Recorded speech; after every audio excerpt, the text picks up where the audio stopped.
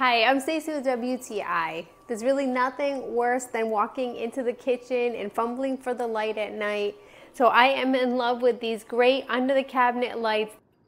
These lights are from EVERDOSS and they are really awesome. They were super easy to install. We opted to put them underneath our cabinets and we went with the adhesive route. You can see that plate there is a magnet and it's a nice strong magnet. You could put the plate up with a screw as well, but we opted to go with the adhesive and we've had no problems. The lights also come ready to go. They are fully rechargeable, so you don't have to worry about batteries with these. And they stay about 2 months on that charge. Once you have the lights on, you can see they're super bright white light that carries about 20 feet.